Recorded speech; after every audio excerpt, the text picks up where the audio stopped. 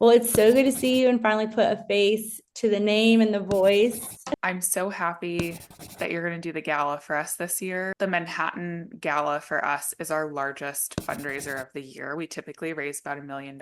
So essentially, you will be our keynote speaker. So what we would ask is that you share a little bit about like your experience, your family's experience, like what you wish other people knew about Lyme and tick-borne conditions. I really think that through efforts like this with Project Lyme, we can really make a difference and prevent suffering in the future. So, To be there like with my parents and to have a platform to tell Connor's story like in a way that is to help other people and to do it like on our terms and just kind of like meet the Limes community and just like put faces to these names that you told me about and talking about Connor's story on any like public platform has been difficult to this point, but like something as meaningful and empowering as Project Lyme, like that's really like the only way that we feel comfortable to do it. And so I just really, really from the bottom of my heart appreciate you giving us the opportunity to do that. Well, I'm really excited and thank you so, so much for the opportunity. And it really is an honor. And I will be sending you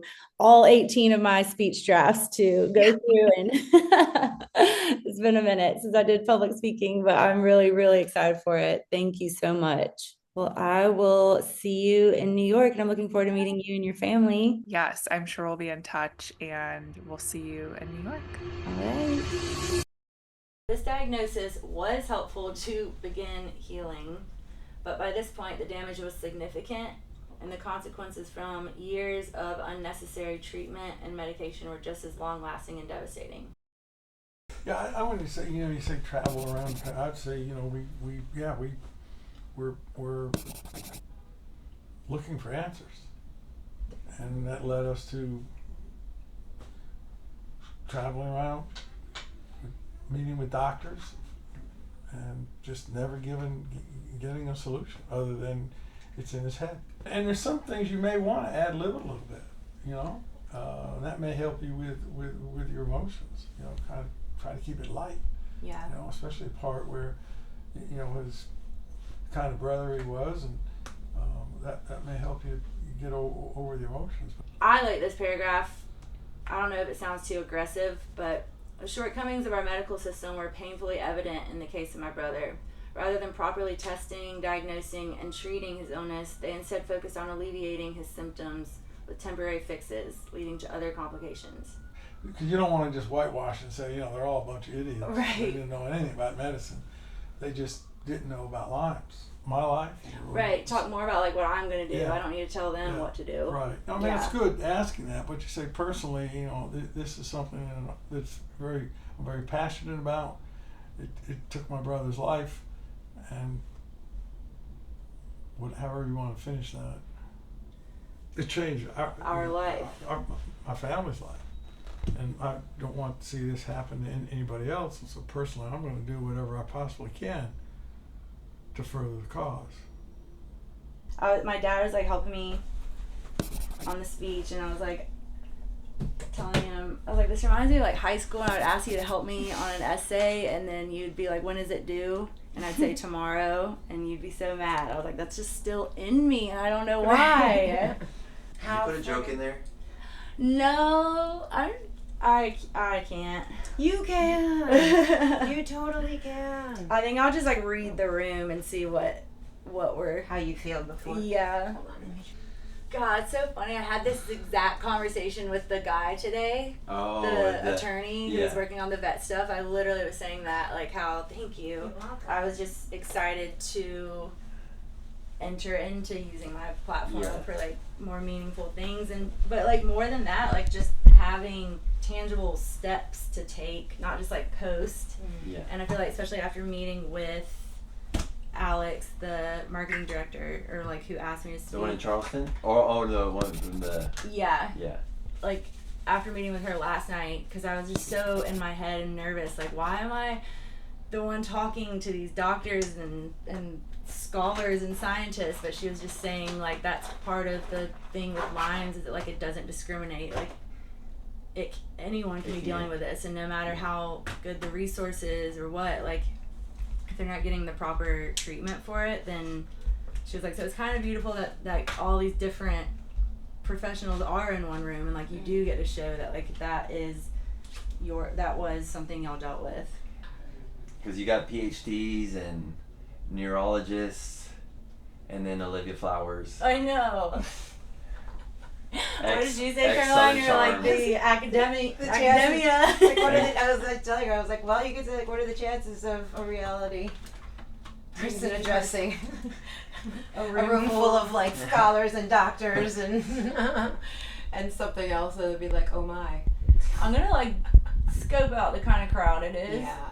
I mostly, and I was talking to my parents today, like we had such a good conversation about it. It's like imposter syndrome or something. Like I just felt, I think that was like what I was like struggling with the most. But like talking to them, I like instantly felt more relief. Like just having them tell me that they were like proud I'm doing this, and that because like when we had to talk about it before, like the narrative wasn't in our control, it was like someone else's, and it just kind of, we get to tell it in our narrative and like more of a meaningful purpose, and like really explaining who Connor was and like his struggles, and that conversation with them was like what I needed to get through doing this. As I was reading it, I was like, I need to clean some things up, and then I think I just made him nervous because he was like, you don't seem like you got it ready. I was like, sorry. Thank you. I'm so glad you're here, loves. Thank you. So glad. And it's like comfortable. Like I'm not gonna be fidgeting with it all night. Okay, let's see. How do you like this? Oh, I like that. It holds it up The really bow? well. Are you good? Yeah, I was thinking about the link too. Yeah, I like the bow. That looks good. Okay. Goes off of Olivia's dress.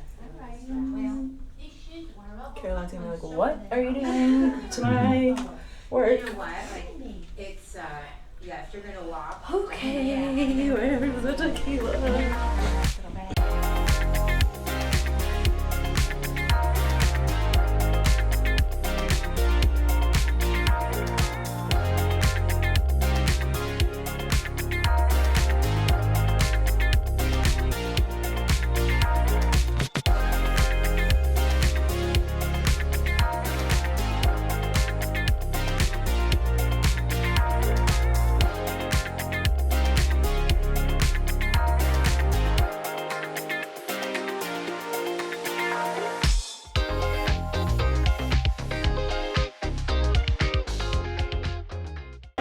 Okay, I did make some changes to the one that I sent in, so that's why I'm like wondering if it's okay to just take the...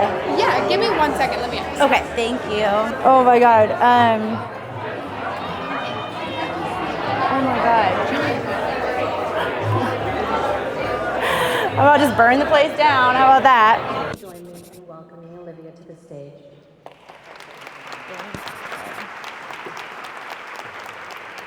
Thank you. Wow, this is a beautiful room, a little intimidating. Thank you so much for having me here tonight, and thank you Project Lyme, Allie, you're somewhere here, for bringing me in and allowing my family this platform to honor my brother Connor, who for his entire adult life suffered from the debilitating symptoms of Lyme's disease. And unfortunately, majority of that time, he was unaware that it was Lyme's disease he was suffering from. He felt as though he was living with a rare illness that no doctor could identify or worse, acknowledge. The delay in diagnosis drastically changed the course of his life. We lost Connor last year after a long struggle that began with the misdiagnosing of Lyme's disease. I grew up with a creative and compassionate, outgoing brother. Connor was an incredible athlete. He was an avid golfer. He was ranked in the state. When he was 17 years old, he began experiencing these bizarre and wide range of symptoms. from pain with his eyes, fatigue, lack of energy, lack of focus. I recall him one time telling me he felt his skin was crawling. And by 19, his symptoms had taken a toll on his day-to-day life. He was unable to play 18 holes of golf, which was something that he did since he was 8 years old. Unable to finish a school day or an exam. All of this ultimately led to dropping out of college and leaving behind a golf scholarship he worked hard for. Over the years, my parents dedicated their time and resources to seeking answers for my brother's condition. They traveled different parts of the country, consulting with various different doctors and professionals.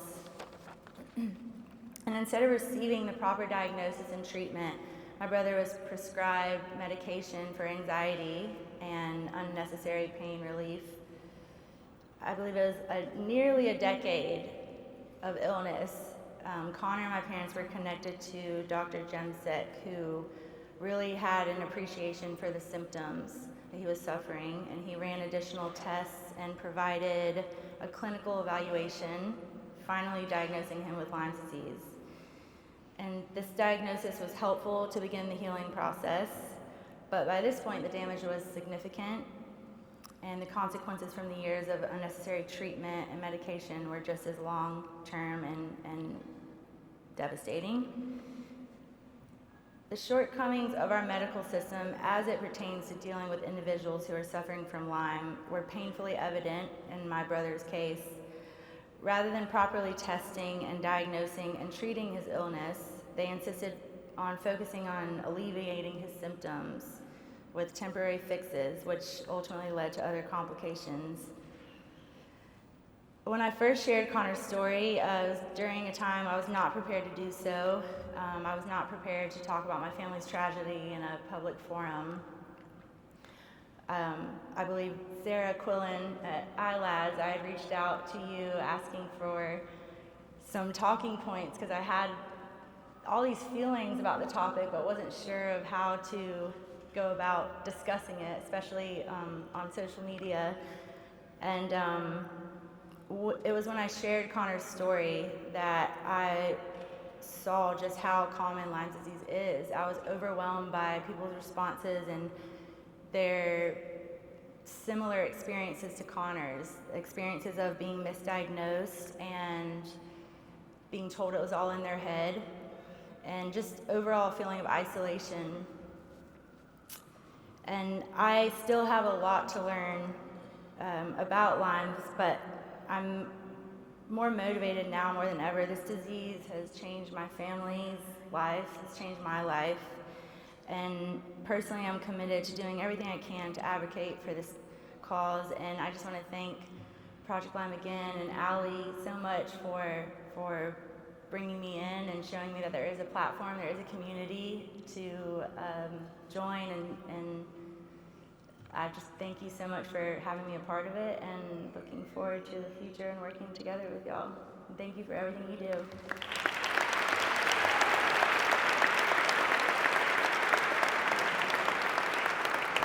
Olivia's a little slow with her paddle. And, for somebody that's not going to pay the fare, I'm thankful she didn't jump on. I just didn't understand quite how it worked. Dad was like, all right, well, put it up. He's like, put it up now. Put it up. There's nothing. It's Good graces. Yeah, just out of your goodness of your heart. How much you're Good Dad. action. But I just loved, just realizing how much of a community is around it. Did you enjoy it? I did. It was very educational. Alex said he didn't When I walked in there, I was like, was. And then he walked into the Gotham Hall and was like, oh. And then flashed to me freaking out over my speech with the Sharpie in the bathroom. He was like, we got a problem. You did a really good job. You never You know, did. Liv. You did Incredible. excellent. I was very nervous for you. Well, yeah, Mom, because I'm drawing from y'all's experience to even tell the story, Yeah. I didn't even understand what was going on when it was happening. And if it weren't for y'all telling me about it, and that's the story I was telling was y'all's. Well, that was fun. I'm glad y'all enjoyed Were you it. a little bit nervous when you walk out to address? Was I a little bit nervous? Yes. Okay, well, You took that deep I breath thought and you that hit was it pretty huge. well. That makes me feel good. I was walking up the railings. I stepped on my dress. And I was like, off to a good start. But You got up handled it and so took that deep calmly. breath. That was Thank cute. God. Yeah. If you didn't tell us how nervous you were, I would have no idea that you were nervous. I was like, Mom said, she knows me so well. She goes, go up there, take 3 deep breaths before you start. Oh my God, that pizza looks so good. I was just paying attention to not vomiting. You said that earlier. Just because I thought it was serious. I don't know why I laughed. I just felt like you, when we walked in, like all of a sudden you being like, babe, you're gonna do good. You're gonna do good. I was like, he now sees the high level of stakes pressure, here. yeah. That was so funny to me. Can I tell my parents to come up here? Want to see the money shot?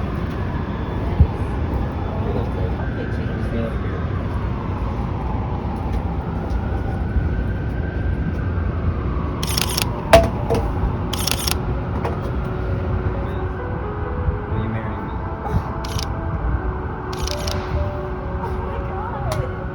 Oh my God!